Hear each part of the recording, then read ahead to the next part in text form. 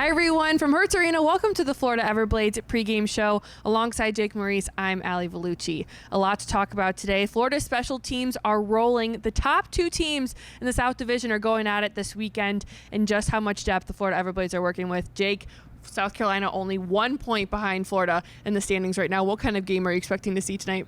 I'm expecting a very hard game. Both teams coming off a loss on Sunday. Florida, they got goalied. It happens.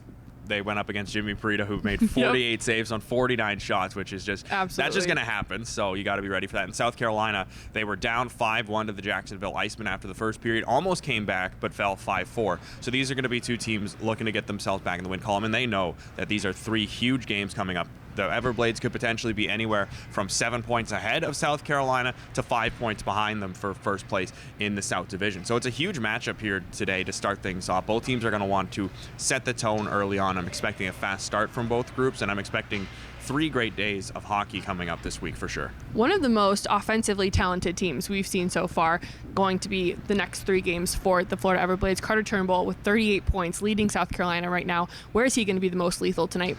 Probably on their power play, ranked number 1 in the league. It's going to be a tough task for Florida. They handled it well the last time these two teams played. They played earlier in South Carolina. Florida won both games, 2 tight affairs where Florida had to ice it with an empty netter late, just hold on for the victory. Cam Johnson was the star in those games, stopping 78 of 79 shots throughout the 2 games. So he's going to have to be excellent here, especially as you mentioned, Carter Turnbull having an excellent year. Bear Hughes, one of the best rookies in the ECHL, and their team's net minding is certainly not something that you can take lightly either. Clay Stevenson has been excellent this year, so the Everblades, they've got to be ready to face a complete team no matter whether you're in your zone or their zone. It's going to be tough to break through tonight. I talked to forward Kobe Roth earlier this morning and asked him just how important this matchup is. Take a look. Yeah, I think this time of year every game's huge, specifically against South Carolina though. Last weekend or two we played them 2 in their rink and beat them both games, so they're going to come in here hungry, so we got to be prepared. I think just sticking what we've been doing. I think our PK's been hot lately. Try to stay out of the box as much as we can, but yeah, they have a good power play, so we got to be ready for that. South Carolina with the top power play in the league right now, like you mentioned, but specifically good on the road, just over 28% on their road power play. Where are we going to see Florida's adjustment to the PK? It's going to have to be in clogging up passing lanes, particularly across the middle of the ice. South Carolina is very good at moving the puck around the perimeter, and they're good at opening up those lanes. So Florida, their PK guys have to be very cognizant of where they are, where their sticks are, to make sure that even if you just have a stick in a lane as a deterrent, to make sure that they think twice about making a pass. You slow them down for that split second. It could be the difference between a successful kill and giving up a power play goal. South Carolina, they're going to get their chances on the power play. There's no doubt about that. They're just too good not to. So Florida, first off, stay disciplined. If you could stay out of the box, that just puts you in a way better spot. But if/when you inevitably take penalties throughout this 3-game stretch, be ready, because you're going to have to be at your best. I imagine that the Everblades have put a lot of effort and a lot of time into their PK in practice this week. We saw earlier here South Carolina practicing their power play.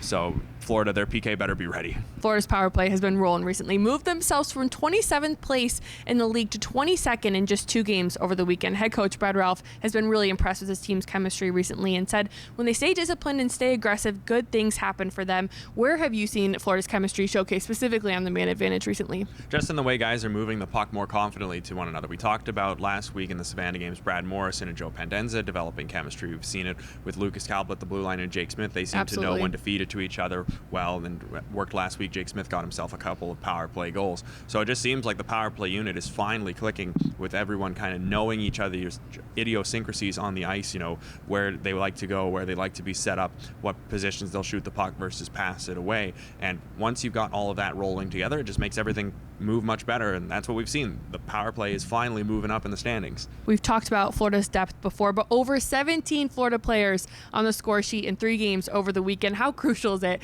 to be getting these kinds of points up and down the lineup at this point in the season? It's huge, especially with the number of injuries Florida's had. They're missing their top pairing on the blue line right now. It means everybody has to step up and contribute more when you're missing guys of that caliber. And pretty much everyone has been. Everyone has been showing up on the score sheet. Like guys like Kyle Neuber is on a 2-game point streak right now. They've gotten contributions from newer guys like Brandon Yeamans. Physically, he's been dropping the mitts like he did on Sunday against a very tough opponent, Dmitry Samikin. We've seen other guys on the score sheet showing up, Xavier Cormier showing up, and he also had his first pro fight on Sunday as well. A little bit unexpected, but still great to see. So everyone's showing up in multiple ways, not just on the scoreboard, and that's how good teams thrive. That's how the Everblades won the Kelly Cup last year. It was by having a full team effort, not relying on one or two lines. Full team effort. Let's talk Oliver Chow. 5 points in 3 games. He's been specifically lethal on the power play recently. I talked to Chow about his game. Take a look what he had to say. Yeah, these are 3 big games for us. Obviously, top 2 teams in the division right now. They have a good team over there, so we got to be prepared. Yeah, just staying disciplined, not giving them any opportunities on the power play. And then when we are on the penalty kill, just making sure we're running good routes, have a good forecheck, and making it hard on them. Just my line mates, they've been playing really well, creating a lot of opportunities for myself, and just like to keep it going. A new face in Florida's lineup. Defenseman Zach Ewan sent down from Charlotte. Jake, what do you think he's going to bring to the Florida Everblades tonight? Well, first off, it's great for him because he wasn't really getting a whole lot of time to play in Charlotte here, especially with the injuries in the back end. He's going to be a big factor right away in this Florida defense, so we can expect to see new number 5 quite a bit. He's a smooth skater, draft pick from 2020 from Merrimack College for the Panthers. Great to see another Panthers prospect sent down, so he's going to bring a lot of skill, a lot of hockey IQ from the back end. He's going to be an enjoyable player to watch for sure. Now on to the pregame show magic, my specialty at the moment. I'm going to go first. I'm going to take for Jake Smith. He's kind of been under the radar recently, but he's second place on the team in points right now. I think he's going to come through tonight. Well, last week Joe Pendenza worked out well for me, and he did. was the ECHL Player of the Week. 3 goals, 4 assists in 3 games played. So big congratulations to him, first player from the Everblades to receive one of those honors this week. So I'm just going to ride the hot hand. Jake's going to go with the safe option this week with Joe Pendenza. Just like last week. 3 keys of tonight's game. Jake, what do you got? Well, we talked about one of them at length, the penalty kill. It's going to be huge tonight. You're going up against the best power play in the league. Last week, Florida handled the best PK in the league quite well. Going to have to look to do so on the other side of the coin. Secondly, help out your goalie as much as you can tonight. South Carolina's, they take lots of shots. They're going to get lots of chances.